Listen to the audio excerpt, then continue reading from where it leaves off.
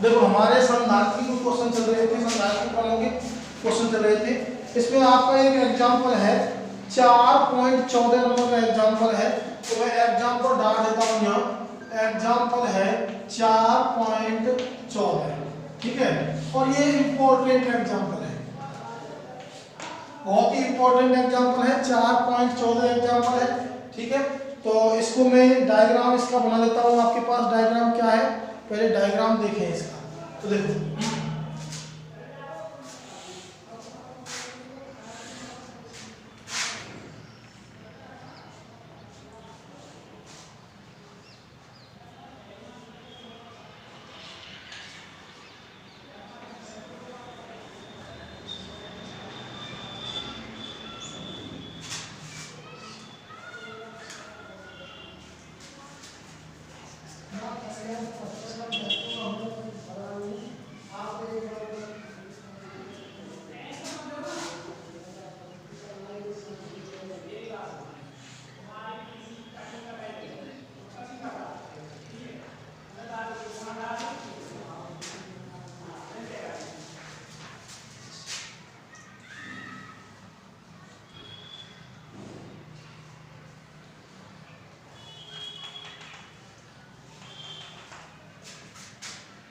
यहाँ से ब्रेक हो रहा है, पी बिंदु है यहाँ,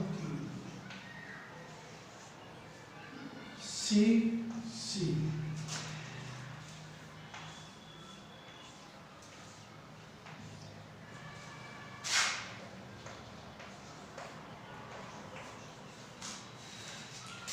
क्वेश्चन है भैया, सी धारता के अनेक संधारित्र चित्र के अनुसार दर्शाए गए हैं, तो ए तथा बी के मध्य, ए तथा बी के मध्य तुल्य धारता ज्ञात कीजिए।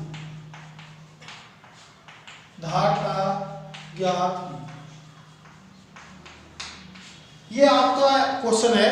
इसमें क्या है कि यहाँ पर सी धारता के बहुत सारे संधारित्र हैं और ये चित्र के अनुसार इस प्रकार से दर्शाए गए हैं जो आपको दिख रहा है, ठीक है। तो यहाँ बिंदु ए है और यहाँ बिंदु बी है, इन दोनों के मध्य में हमको तुल्य धारता ज्ञात करनी है। समझ में आई बात, ठीक है। तो आप देखो इसमें तुल्य धारता ज्ञात कैसे करेंगे। यहाँ दो बिंदु लगे हुए हैं, एक बिंदु लगा हुआ है पी और एक बिंदु लगा हुआ है क्यू। आपको ये दिख रहा होगा कि ये अनंत लंबाई की श्रेणी है। कैसी है? अनंत लंबाई की ये श्रेणी, ये दो संधारित्र, ठीक है, दो संधारित्र मतलब ऐसे करके ये कहां तक जाएगी? अनंत लंबाई तक। कहां तक जाएगी? अनंत लंबाई तक जाएगी। समझ में आई बात? कोई समस्या है किसी को?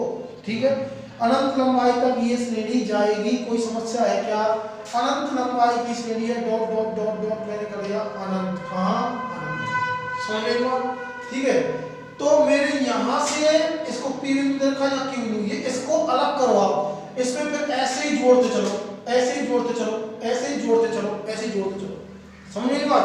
तो इसको यदि देखा जाए तो ये कैसी श्रेणी बन जाती है? अनंत लंबाई की श्रेणी बन जाती है। और अनंत में आप कुछ भी जोड़े, कुछ भी घटाएं, हमेशा क्या आता है? अनंत आता है। समझ में बात? तो मैं यदि पी और क्यू के बाद की धारता को कुछ मान लूं, तो जो बाद की धारता होगी वही इसकी होगी, होगी नहीं होगी? समझ में आई बात, ठीक है।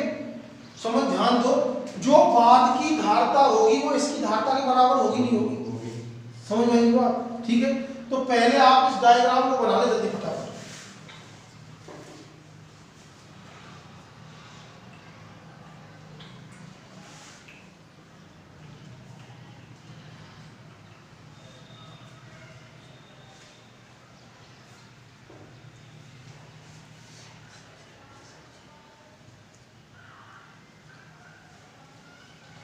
हाँ, ठीक है। मैंने कही कि अनंत लंबाई की श्रेणी है। मान लिया, ध्यान सुने, इसकी धारता C1 है, तो C1 में आप कुछ भी जोड़ते चलो, ठीक है, अनंत तक कुछ भी जोड़ते चलो, धारता C1 ही प्राप्त होगी नहीं होगी? समझ में आई बात, ठीक है। तो मैं कह सकता हूँ अनंत लंबाई की श्रेणी है तो P और Q के दाईं ओर की धारता, ठीक है, P और Q के दाईं ओर की धारता क्या होगी, बराबर होगी। समझ में आई बात। तो आप एक लाइन लिखेंगे यहाँ, पहले आप लाइन लिखो इसमें, यह एक अनंत लंबाई की श्रेणी है।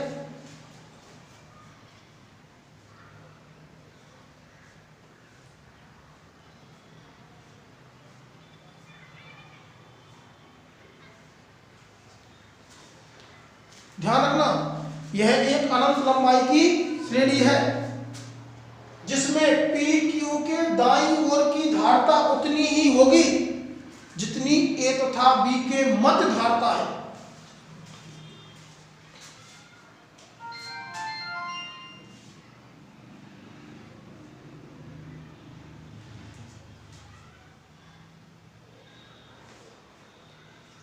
जितनी A तथा B के मध्य धारता है। ध्यान से सुने भैया,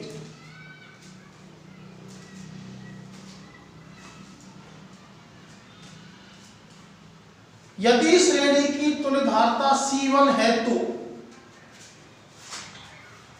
यदि श्रेणी की तुल्य धारता C1 है तो, पहले मेरी बात एक बार दोबारा सुन ले, आपके यदि समझ में नहीं आ रहा तो एक बार सुने। मैं कह रहा हूं कि अनंत में कुछ भी जोड़े तो क्या आएगा, अनंत। और ये कैसी श्रेणी है, अनंत लंबाई की। तो P और Q के जो पाद की धारता है, A और P की जो धारता होगी, कुल धारता उसकी बराबर होगी, क्योंकि अनंत है। अनंत में कुछ भी जोड़ने जाओ अनंत ही प्राप्त होगा। आप इसमें कुछ भी जोड़ो तो मैंने यहां तक की धारता क्या मान ली, ये P और Q के बाद की धारता को C1 मान लिया। क्या मान लिया, C1। ये C1 धारता आगे यहां तक की C1 मान ली धारता, और ये टोटल धारता किसके बराबर होगी, अब तुल्य धारता है। और तुल्य धारता कितनी मानी मैंने, C1 ही मान रखी है।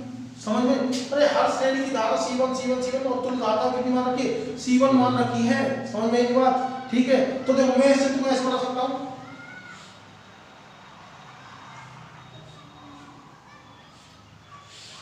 तो देखो मैंने P बिंदु यहां लिया है, Q बिंदु यहां लिया है, और यहां तक की धारता कितनी मान ली मैंने, C1।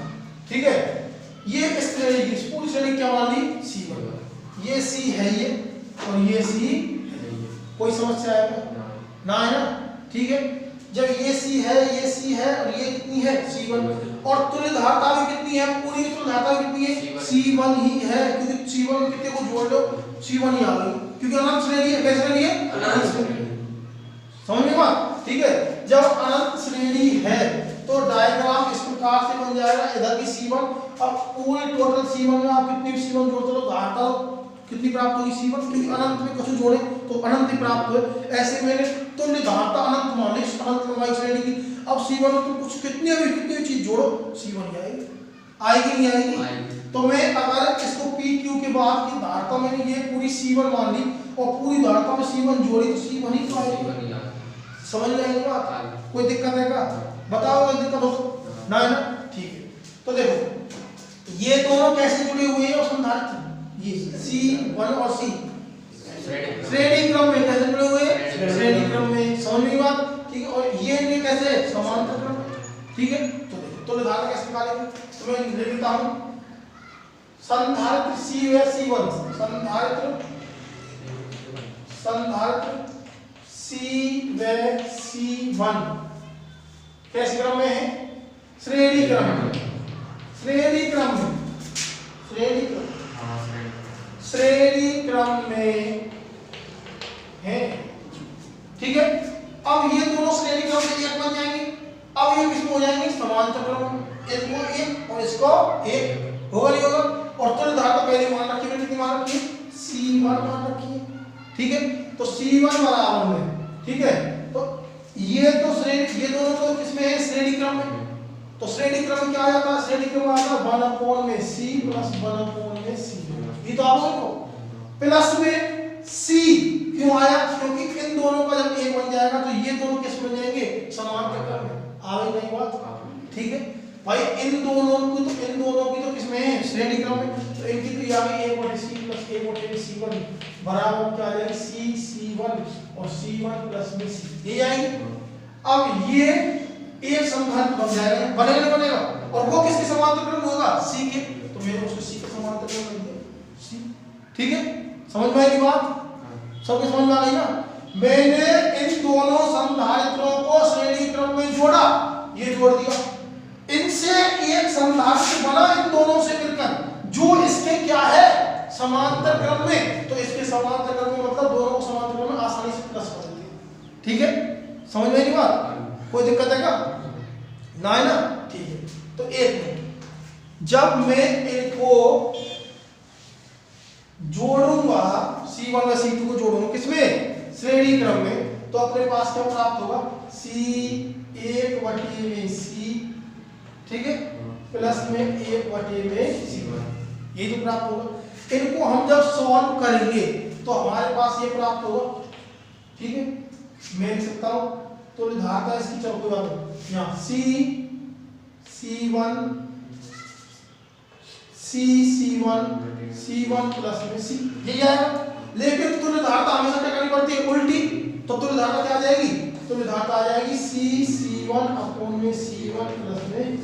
कोई दिक्कत है क्या, इन दोनों की आ जाएगी, आ गई, आ गई, इन दोनों से एक संधारित्र बन गया, इसकी धारता ये आ गई, कोई समस्या है क्या। ठीक है, मान लो यार आपकी मान लो C1, तो C1 का आओ ये आओ। ठीक है, जब हम मान लो ऐसे में डायरेक्ट लिख दिया है कि तुल्य धारता यही आएगी।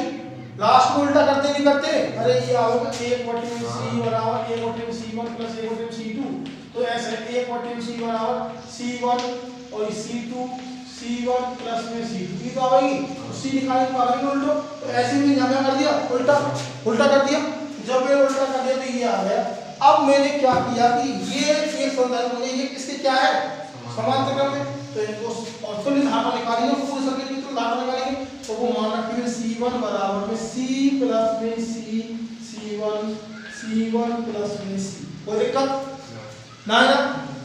बस यहाँ पे लघुत्तम कितना आ जाएगा, C1 प्लस में C, तो देखो C1 लघुत्तम आ गया C1 प्लस में C।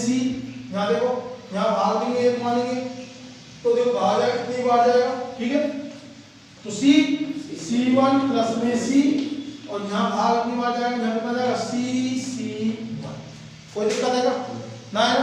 ठीक है, जब नहीं है दिक्कत तो यहाँ तक आप एक बार नोट कर ले फटाफट।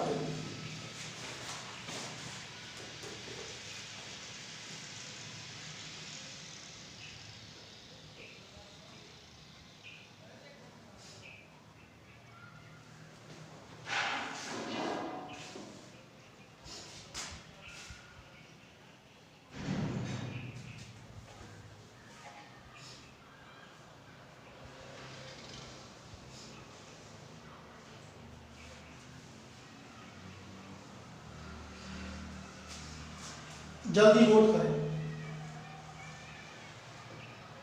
तो देखो, जब आपने यहां तक कर लिया तो अब मैं इनके बजगुणा कर देता हूं, बजगुणा कर रहा हूं। देखो बजगुणा कैसे करना, देखो इसका किया मैंने गुणा, तो देखो इसका किया C1 का स्क्वायर प्लस में C1 बराबर में, इसका किया देखो C1 C स्क्वायर प्लस में C1। कोई दिक्कत है क्या, ठीक है। अब देखो C1 इससे एक कट जाएगा, इधर लाइन है इसको, तो जो क्या आ जाएगा C1 का स्क्वायर माइनस के C1 माइनस के C स्क्वायर बराबर में 0। ये क्या बन जाएगा बताओ, एक द्विघात समीकरण। देखो यहाँ ये क्या बन जाएगा, द्विघात समीकरण। मैंने केवल से क्या किया, बजगुणा किया। क्या किया है, बजगुणा किया है, और ये क्या बन गया, एक द्विघात समीकरण। क्या बन गया, द्विघात समीकरण। अब इसके मूल निकालो आप, क्या निकालेंगे, मूल। C1 में एक द्विघात समीकरण बनाए, ठीक है, तो इसके मूल अब वैसे निकाल नहीं सकते, तो क्या लगा देंगे, धराचार। तो माइनस बी प्लस माइनस में अंडर रूट में बी स्क्वायर माइनस में 4ac अपॉन में 2a। ये होता है सूत्र, समझ में बात, ठीक है। ये होता है धराचार निकालने का सूत्र। जब हम लगाएंगे इसको तो देखो बेटा b इसका गुणांक कितना है, -c, और माइनस में लगा तो माइनस माइनस प्लस, यहाँ c plus minus under root में v का मान क्या है माइनस सी का स्क्वायर मतलब सी स्क्वायर, ठीक है, माइनस, ठीक है, 4 ac होता है 4 ac, तो a का मान कितना है 1, इसका गुणांक 1 है और इसका मान कितना माइनस सी स्क्वायर, तो माइनस पहले से है तो माइनस प्लस सी 4 सी स्क्वायर, कोई दिक्कत, अपॉन में 2 a का मान गुणा कितना है 1 गुणा में 1, तो यहाँ हर 4 में लगाया, तो जब लगाया तो क्या आ गया, यहाँ में लगाया तो कितना आ गया बताओ, c प्लस माइनस में अंडर रूट में 5 c स्क्वायर बटे में 2, ठीक है। अब यहाँ c स्क्वायर भरा क्या आ जाएगा c, यहाँ आ गया c प्लस माइनस में c अंडर रूट में 5 बटे में 2, आगे c कॉमन ले लिया, यहाँ कितना बचेगा, कितना आएगा बताओ 1 प्लस माइनस में अंडर रूट में 5 बटे में 2, कोई दिक्कत है क्या, ठीक है। अब एक बार प्लस में एक बार माइनस में, समझ में आई नहीं बात, ठीक है, एक बार प्लस में और एक बार माइनस में निकाल देंगे, और हम मान किसका निकाले हैं, मूल किसके निकाले हैं c1 के, किसके निकाले हैं c1 के, दो मूल आए c1 के, तो एक बार c1 बराबर एक तो आ गया कितना c, और यहाँ आ गया 1 प्लस में अंडर रूट में 5 बटे में 2, और एक आ जाएगा c1 बराबर c1 माइनस में अंडर रूट 5 बटे में 2, ये तो लेते नहीं, क्यों नहीं लेते, क्योंकि धारता धनात्मक ऋणात्मक नहीं होती है, क्या कैसी होती है धनात्मक, ठीक है, तो ये इसका आंसर आ जाएगा, यहाँ लिखेंगे धारता हमेशा क्या होती है धनात्मक होती है, तो ये आप उतारो फटाफट चलिए।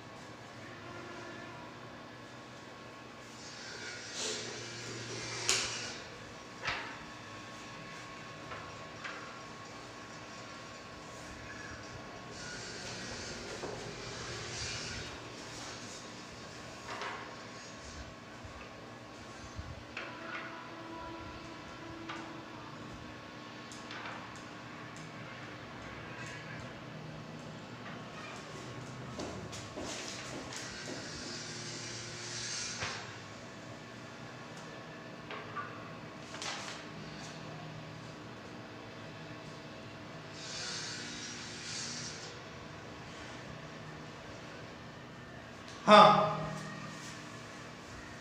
बताइए समझे, आगे टॉपिक देखो, देखो ये मैंने क्वेश्चन कराया आपको, अगले क्वेश्चन आप अगला टॉपिक पढ़ते हैं, टॉपिक को चलते हैं, अगला टॉपिक पर आ जाते हैं, टॉपिक है बहुत ही अच्छा टॉपिक है, देखो संधारित्र में संचित ऊर्जा, संधारित्र में संचित ऊर्जा, समझ में आई बात, ठीक है, तो हेडिंग डालो संधारित्र में संचित ऊर्जा, संधारित्र में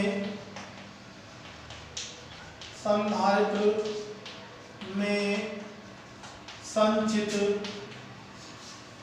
ऊर्जा, संधारित्र में संचित ऊर्जा, ठीक है, संधारित्र में संचित ऊर्जा। अब सुनो संधारित्र में संचित ऊर्जा क्या होगा, देखो मैं आपको एक संधारित्र बना देता हूं, ये एक संधारित्र है, धनावेश धनावेश धनावेश धनावेश, यहाँ क्या है ऋणावेश ऋणावेश ऋणावेश, ठीक है, यहाँ क्यू आवेश, यहाँ से इलेक्ट्रॉन यहाँ जा रहे हैं,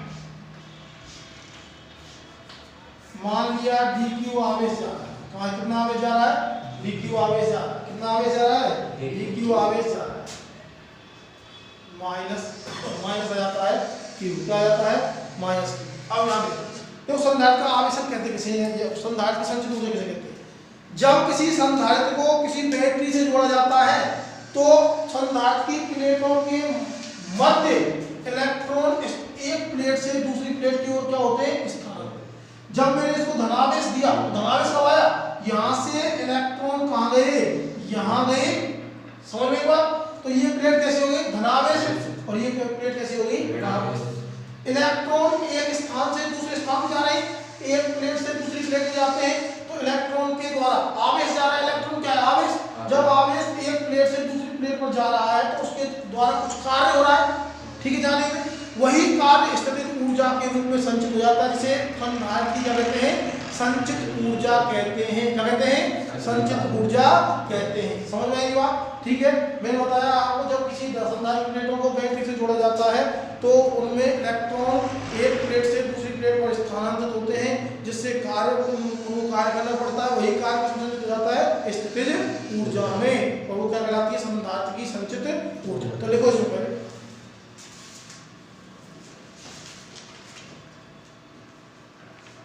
जब किसी संधारित्र को आवेशित किया जाता है, अर्थात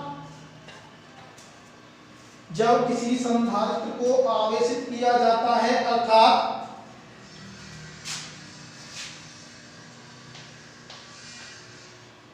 जब किसी संधारित्र को आवेशित किया जाता है, अर्थात बैटरी से जोड़ा जाता है,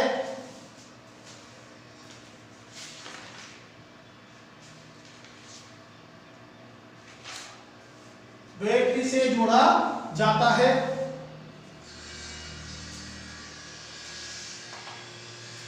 बैटरी से जोड़ा जाता है, तो इलेक्ट्रॉन एक प्लेट से दूसरी प्लेट की ओर, तो इलेक्ट्रॉन एक प्लेट से दूसरी प्लेट की ओर, दूसरी प्लेट की ओर स्थानांतरित होते हैं,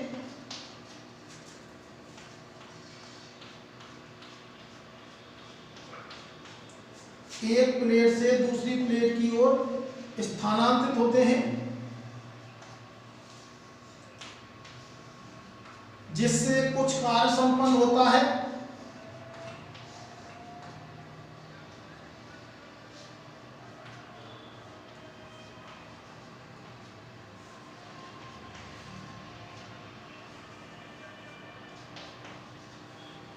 जिससे कुछ कार्य संपन्न होता है, और यही कार्य संधारित्र में स्थितिज ऊर्जा के रूप में संचित हो जाता है।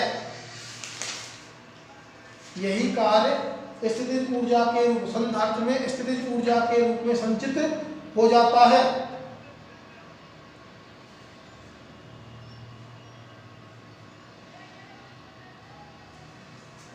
यही कार्य संचित ऊर्जा, स्थितिज ऊर्जा के रूप में संचित हो जाता है।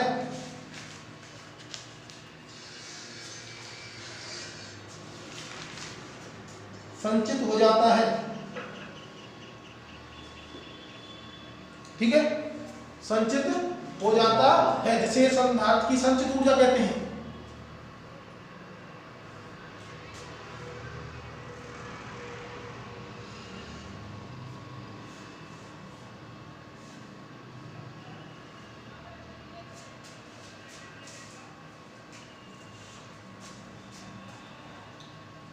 हाँ, तो देखो मैंने कहा कि जब हम किसी बैटरी से इसको जोड़ेंगे तो इलेक्ट्रॉन धनावेश से कहा जाएंगे, यहाँ धनात्मक प्लेट से कहा जाएंगे, ऋणात्मक प्लेट की ओर जाएंगे, मतलब यहाँ से यहाँ जाएंगे, तो यहाँ से यहाँ जाने में आवेश जाएगा तो कुछ ना कुछ कार्य संपन्न होगा, और वही कार्य किसी रूप में संचित हो जाएगा, स्थितिज ऊर्जा के रूप में क्या हो जाएगा, संचित हो जाएगा, जिसे संधारित्र क्या कहते हैं, ऊर्जा कहते हैं।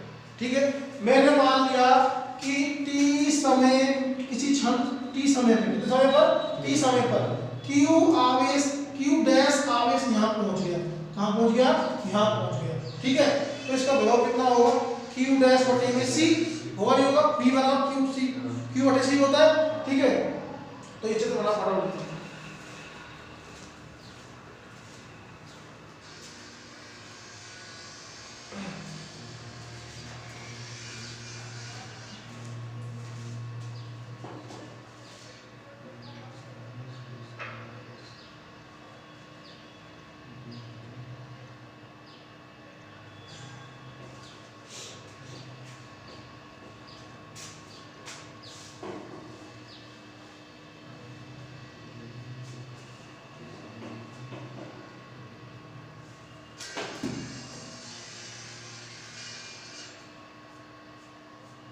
ठीक है। तो नीचे देखो, माना किसी क्षण पर q डैश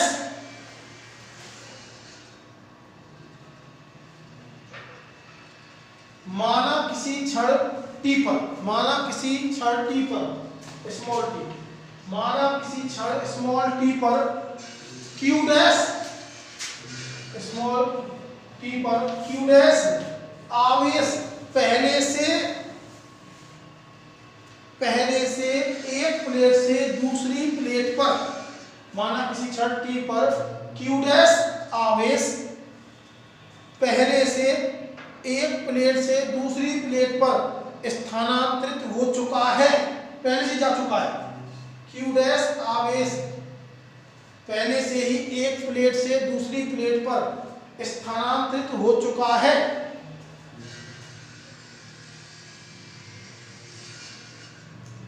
तो संधारित्र का विभव मैंने मान लिया भैया v डैश, v डैश बराबर में q डैश अपॉन में c, समीकरण नंबर 1।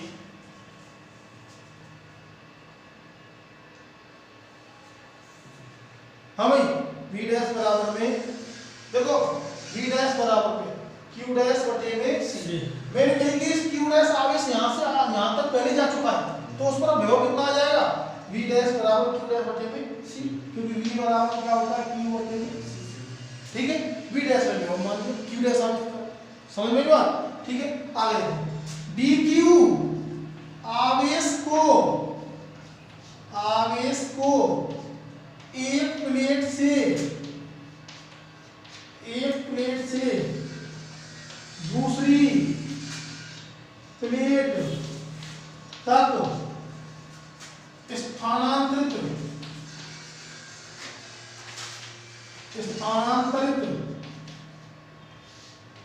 होने में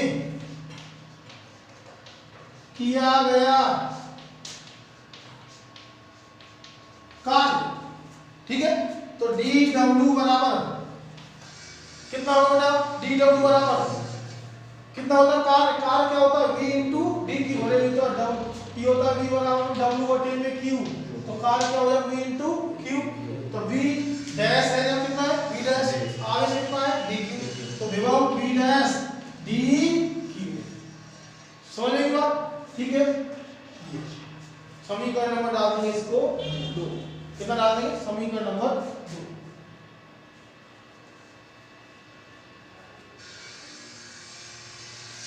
ये तो मैंने केवल किसके लिए बताया था, q डैश के लिए, किसके लिए, q डैश के लिए।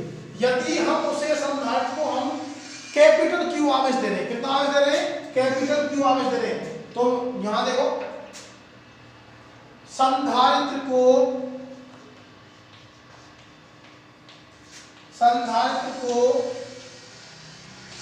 0 से कैपिटल Q तक आवेशित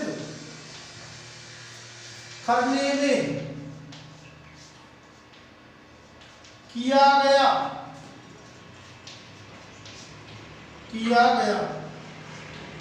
कुल कार्य, देखो कैसे करेंगे, देखो तो बताओ क्या करेंगे, लिमिट लगा देंगे 0 से q तक, तो समाकलन dw बराबर समाकलन 0 से q तक आवेशित कर रहे हैं v dash dq, v dash का मान हम समीकरण से यहां से q डैश बटे में c, dw समान हो जाएगा w समाकलन 0 से q, v डैश का मान कितना q डैश, हाँ q डैश अपॉन में c, और यहाँ कितना आ जाएगा dq, कोई समस्या नहीं है। अच्छा, यहाँ इसका समाकलन कर लेंगे, तो जब समाकलन इसका करेंगे, हाँ बेटा जब ये अपने पास ये आ गया, तो यहाँ से समाकलन 1/c निकाल लेंगे भाग, तो देखो w बराबर में 1/c, यहाँ 0 से q डैश और यहाँ d, इसका समाकलन क्या होगा q डैश का, q डैश स्क्वायर बटे में 2 क्या होगा, घात 1 में 1 जोड़ेंगे तो घात बनेगी, उसमें क्या देंगे भाग, तो w बराबर में 1/c, ठीक है। इसका समाकलन किया q डैश स्क्वायर घटे में 2 और यहाँ लिमिट लगा दी 0 से q। समझ में बात? ठीक है। w बराबर में 1 में c लिमिट खोल देंगे, कुछ लिमिट रखी q डैश की स्थान q स्क्वायर घटे में 2 माइनस में 0। समझ में बात? ठीक है। तो w बराबर आ जाएगा, क्या आ जाएगा, q स्क्वायर घटे में 2c आएगा नहीं आएगा। और यही कार्य किसमें संचित हो जाता है, ऊर्जा के रूप में संचित हो जाता है। किस रूप में, ऊर्जा के रूप में क्या हो जाता है, संचित हो जाता है। ठीक है। तो इसको समीकरण नंबर आप देंगे, समीकरण नंबर 2 3, समीकरण नंबर 3 तक लिखो भैया।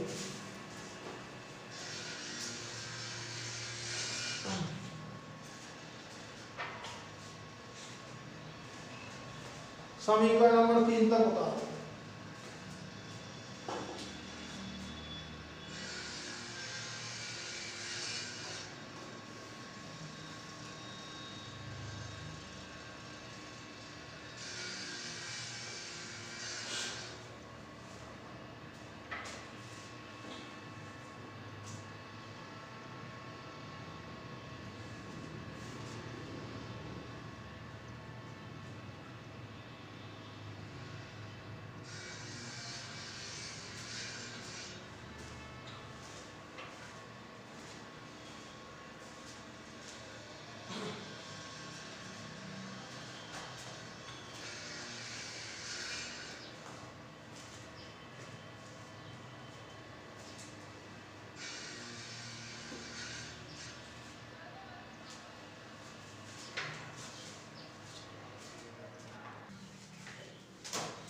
तो यहां तक आपने उतार दिया होगा।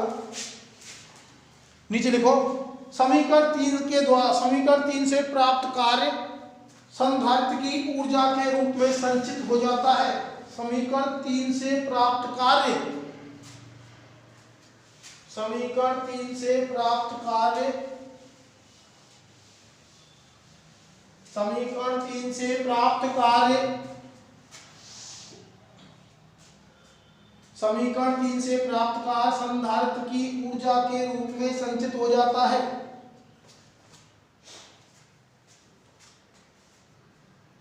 संधारित्र की ऊर्जा के रूप में संचित हो जाता है। तो देखो W बराबर में लिख सकता हूं, W बराबर में U ऊर्जा, तो ऊर्जा कितनी आ गई, U बराबर में q स्क्वायर घटे में 2c। एक फॉर्म तो ये आ गई समीकरण नंबर 4। यहाँ देखो, लेकिन हम जानते हैं Q बराबर में क्या होता है, CV, तो यहाँ रख देंगे यहाँ, तो U बराबर में यहाँ आ जाएगा स्क्वायर करेंगे c स्क्वायर v स्क्वायर बटे में 2c, एक c से c कट जाएगा। एक ऊर्जा की फॉर्म ये भी आ गई है, क्या आ गई, 1/2 CV स्क्वायर, ये भी ऊर्जा होती है। ठीक है। इसको समीकरण नंबर 5। एक देखो और देखो आगे, एक और देखो, ठीक है, एक और देखो, मैं b की जगह क्या रख सकता हूं, q बटे में c, क्योंकि v बराबर होता है q बटे में c, तो यहां रखा मैंने, तो q स्क्वायर बटे क्या आ जाएगा, c स्क्वायर। ठीक है, समझ बात? हाँ, तो जो भी ये होता है, फटाफट एक फॉर्म बता देता हूं मैं आपको।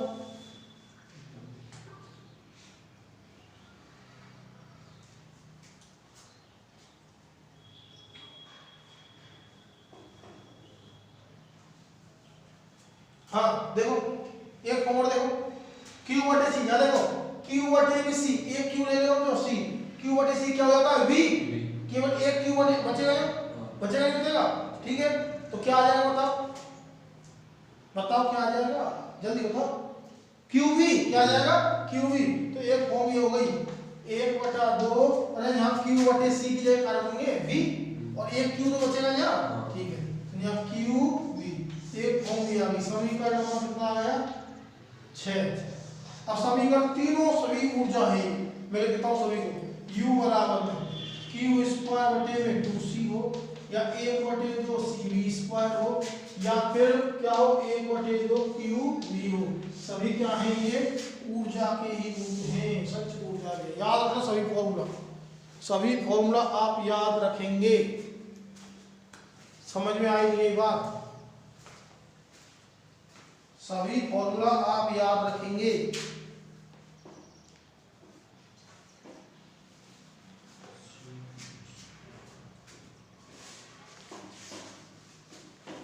ठीक है, यहां तक आप बता लो पहले।